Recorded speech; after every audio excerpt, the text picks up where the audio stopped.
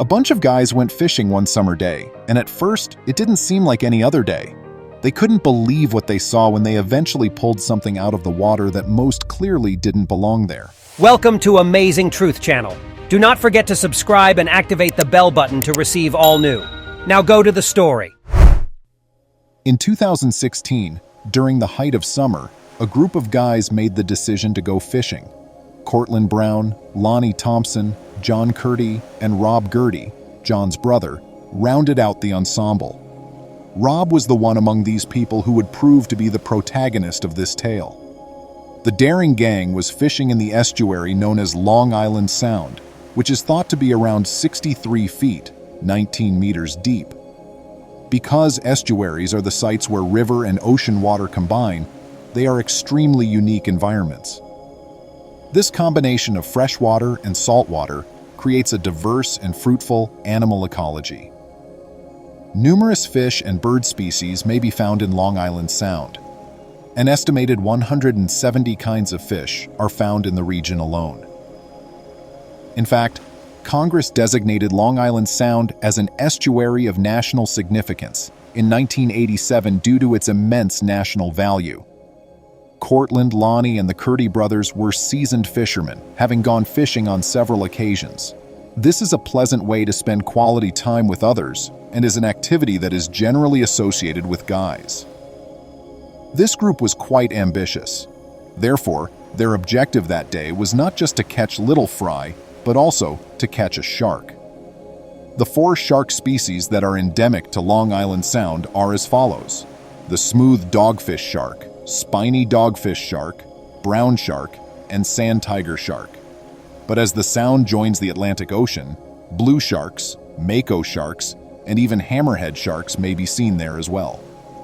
Though this was the initial idea, the crew found themselves in an unexpected circumstance. In particular, they caught an entirely different species with their fishing gear. The lads were eager to see what they would catch and were about 6 miles off the shore. However, they observed something rather odd not too far from their boat, instead of seeing any sharks. It seemed as though something was floating on the water's surface. Their interest was piqued by the odd sight. Against the turquoise seas, the light brown color of the mystery item was a striking contrast.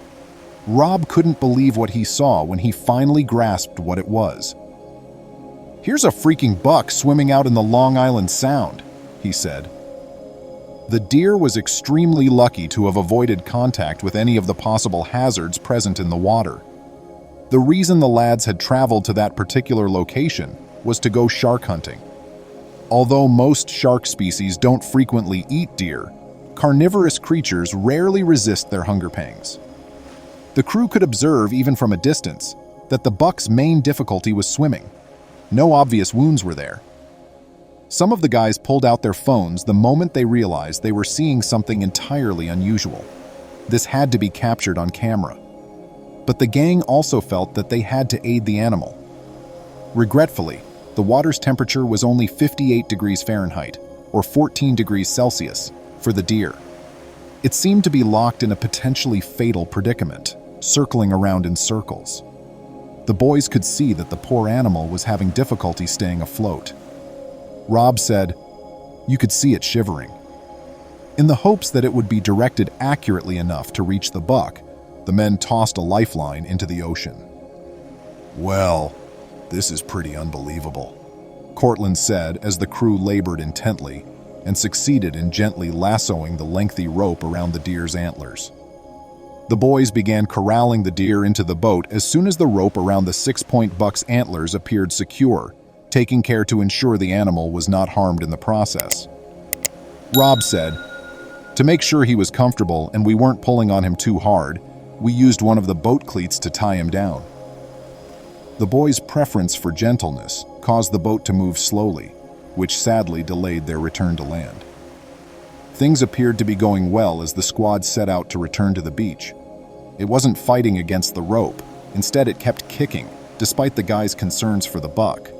They were putting forth as much effort as they could to return the buck to dry, secure land. But when it became apparent that the animal was unable to swim any longer, things took a different turn. The chilly water would have begun to affect the animal's muscles after it had paddled its legs for over 6 miles. While the other males sympathized with the buck, Rob was the one who was moved by the deer's plight to take the effort to console it. Rob picked up a life jacket as the boat approached the shore. Without any delay, he donned it, leaped into the water, and embraced the deer. Despite the very high temperature, Rob remained focused on completing their task to aid the animal. Rob reflected on the circumstances and stated, "It's a life. I will not allow it to drown. It was the proper course of action." It was evident to anyone at a reasonable distance how furiously the deer was shivering. Rob tried to reheat it by holding it near his body temperature, but the blankets Madison locals supplied were highly welcomed.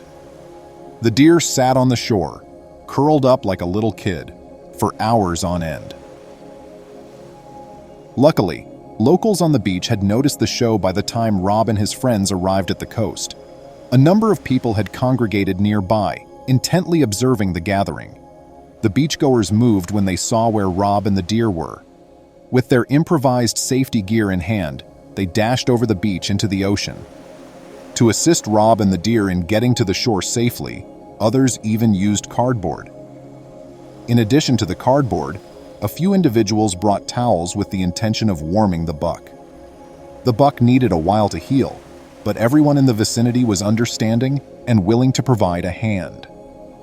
The deer was able to rise again and utilize its legs, despite the common belief that it would be traumatized by the strange experience. After a while, the animal sauntered off as if nothing had occurred. I know what's going through your mind. How did a 6-point buck get so far from the shore? Everyone in the area was curious as to how a land animal like a deer wound up stuck in the water, as was everyone who heard the tale when it was posted online. One explanation seems to make the most sense. In Connecticut, white-tailed deer are frequently seen, particularly around the Long Island Sound beaches. Despite being mostly terrestrial in nature, these species can occasionally be seen swimming in saltwater. This is because they have evolved to migrate efficiently, which occasionally necessitates swimming across islands. Moreover, they have developed hair that enables them to float in water. Still, the sight of that buck 6 miles offshore was startling. It has been thought by some that the deer was not too far from the land in the first place. The unfortunate animal was probably caught in a riptide, which is why it was struggling in the water. Though this is not exclusive to this estuary, the currents surrounding Long Island Sound have the potential to become very strong. A word of caution to those excited to go swimming at the beach.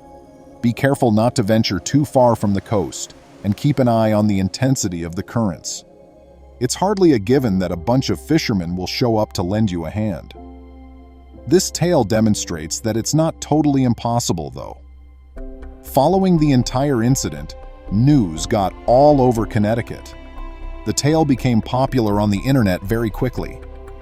The story of a small group of fishermen saving a drowning deer was out of the ordinary.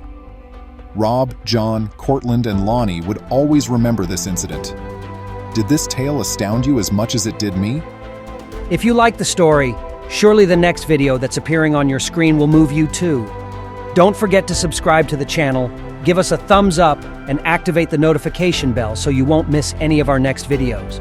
A huge kiss, and see you in the next story.